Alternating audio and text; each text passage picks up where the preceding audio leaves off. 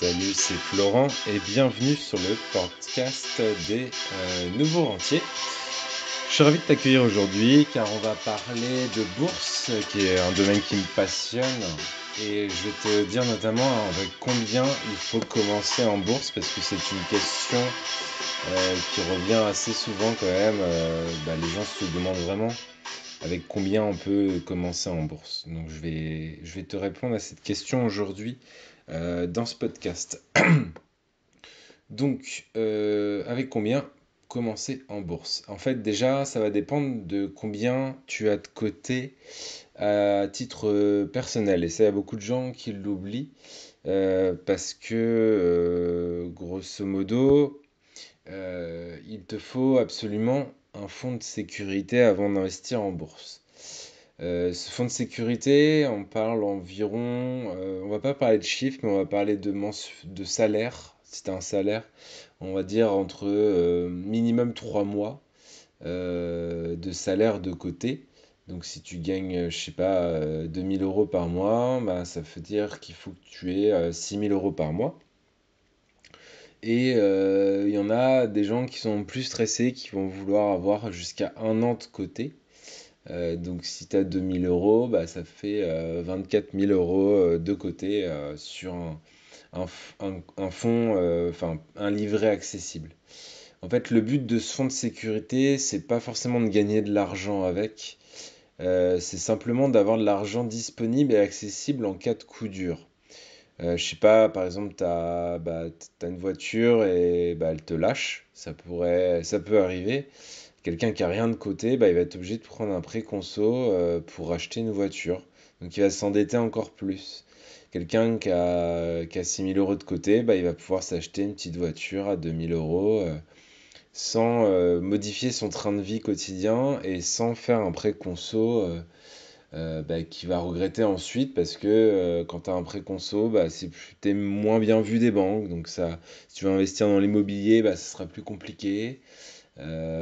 Si tu veux, voilà, si tu veux investir dans tout un tas de choses ou emprunter de l'argent pour créer une société ou quoi, bah, ce sera plus compliqué si tu as un prêt conso.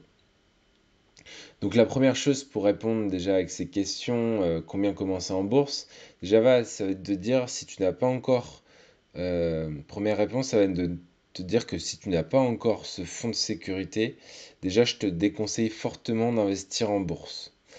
Parce que, en fait, à la moindre baisse, tu vas stresser et parce que, en fait, ce sera de l'argent dont tu as éventuellement besoin sur le court terme. Donc, en fait, tu vas te mettre à revendre au pire moment parce que, je sais pas, bah justement, on va reprendre le même exemple. Ta voiture lâche, tu as besoin de 2000 euros et tu as investi 2000 euros en bourse. Bah, en fait, tu vas devoir revendre cet argent que tu as investi en bourse et ce sera peut-être pas le meilleur moment pour revendre. Peut-être qu'à ce moment-là, les marchés auront chuté et qu'en fait, déjà, tu n'auras pas beaucoup d'argent, tu l'auras mis en bourse et en plus, tu revendras à perte et donc tu auras encore perdu de l'argent. Donc ça, c'est une erreur vraiment classique du débutant en bourse. Donc fais attention à ça. Si tu n'as pas de fonds de sécurité, franchement, ça sert à rien d'investir en bourse. Mets ce fonds de sécurité et ensuite, éventuellement, pourquoi pas investir en bourse. Donc pour construire ce fonds de sécurité, bah, c'est très simple, hein. Tu mets en place un virement automatique avec ta banque vers un livret A. Donc si tu n'as pas de livret A ouvert, je t'invite vraiment à en ouvrir un parce que ça te permet d'avoir de l'argent qui n'est pas sur ton compte courant, sur ton compte de bancaire de base. Tu ne vas pas être tenté d'utiliser cet argent parce qu'il n'est pas sur ton compte courant. Et si tu mets ce virement automatique, bah, tu verras pas grand-chose finalement parce que... grosso modo, dès que tu recevras ton salaire, bah boum, il y aura peut-être 50 ou 100 euros ou 200 euros selon ton salaire qui partiront vers ce livret A.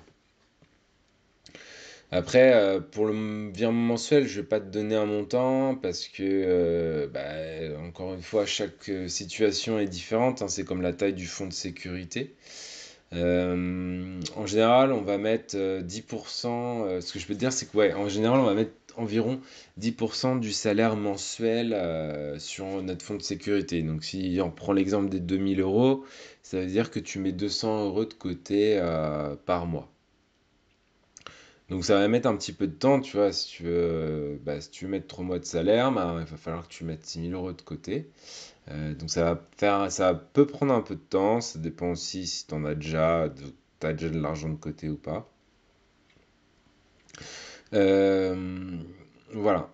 Si tu as déjà ta sécurité, après, bah, c'est top, parce que ça veut dire que tu vas pouvoir commencer à investir en bourse. Donc, si tu es complètement débutant, moi, ce que je te conseille, c'est de commencer déjà avec 50 € ou même 20 € par mois que tu vas mettre de côté. Euh, Ça va te permettre, voilà, de faire grossir ton portefeuille boursier, bah, tranquillement, et de pas stresser parce que les sommes engagées seront pas trop importantes, donc tu n'auras pas peur en cas de baisse parce qu'au final, tu n'auras pas perdu grand-chose. Et tu seras quand même content, bah, si ça monte, parce que bah, c'est toujours agréable de voir un plus 10, plus 20, plus 30% sur son compte en bourse. Ensuite, ce qu'il faut te dire, c'est que... Alors j'avais fait un podcast là-dessus sur les intérêts composés. C'est que en fait la durée de placement elle est beaucoup plus importante que le montant au final du placement. Donc en fait plus tôt tu commences, mieux c'est. C'est-à-dire que même si tu as que 50 € à mettre aujourd'hui, bah, il vaut mieux les mettre dès aujourd'hui, dès maintenant, et ouvrir les comptes bah, qui vont bien. Donc en bourse, les comptes qui vont bien, c'est un compte titre et un PEA. Tu peux aller voir sur Bourse Direct ou sur Bink, BINCK, ou sur DeGiro. Donc DeGiro, ça s'écrit DEGIRO. Donc ces trois courtiers en ligne vont te permettre d'ouvrir des comptes très facilement et ça va te permettre de mettre déjà de l'argent sur ces comptes. Donc si tu veux commencer, le mieux c'est de commencer avec un PEA. Donc PEA, c'est-à-dire plan épargne action. Donc c'est ce qui te permet d'acheter des actions, tout simplement. Ensuite, pour savoir sur quoi investir, si tu as un portefeuille, un petit portefeuille, c'est-à-dire moins de 500 €, moi je te conseille de te faire la main avec ce qu'on appelle un indice. Euh, D'ailleurs, je te prépare une formation spéciale débutant, probablement d'ici fin février, début mars, justement pour aider bah, des gens qui veulent commencer avec des petits portefeuilles. Je vais te faire notamment une petite sélection de mes indices préférés. Je vais te guider pas à pas bah, pour ouvrir ton compte, pour t'acheter ta première action, etc.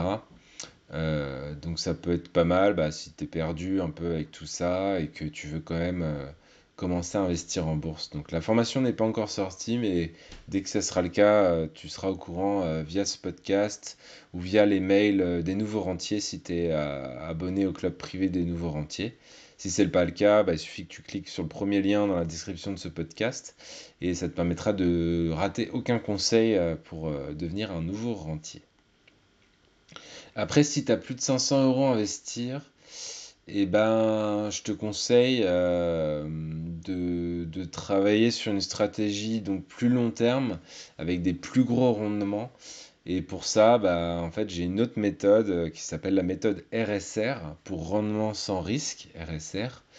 Et donc là, bah, je t'invite à regarder bah, ma conférence que j'ai fait là-dessus. C'est une conférence gratuite. La dernière, je l'ai fait le 16 février, donc il n'y a pas très longtemps. Et elle dure environ 1 heure et demie et tu apprendras plein de choses sur la bourse. Bah ça, ce sera le deuxième lien dans le podcast et tu en apprendras vraiment beaucoup sur la bourse. Donc voilà, je t'invite à cliquer sur ce lien, à regarder la conférence et après à m'envoyer un mail ou un message. Tu trouveras comment faire si tu veux m'envoyer quelque chose. Et comme ça permettra d'échanger si tu as encore des questions après avoir visionné tout ça. Donc voilà, donc si je dois résumer, parce que ce podcast peut être un peu compliqué à appréhender du coup, si je dois résumer, première étape, tu te construis un fonds de sécurité si ça n'a pas été fait, ça t'évitera de stresser en cas de baisse ou de hausse. Parce qu'on peut, oui, on peut stresser à la hausse parce que si ça monte trop vite, on peut se dire, bah, est-ce qu'il faut pas que je vende parce que là j'ai pris trop de pourcents, il faut que je vende. Ça c'est le problème aussi de ne pas avoir de stratégie. Ensuite, petit portefeuille. Donc là, je t'invite vraiment à mettre tout sur un indice. Alors, les indices, bah, tu peux mettre sur le Nasdaq, sur le CAC 40, sur un indice qui suit le monde entier. Il y en a qui existent aussi, hein.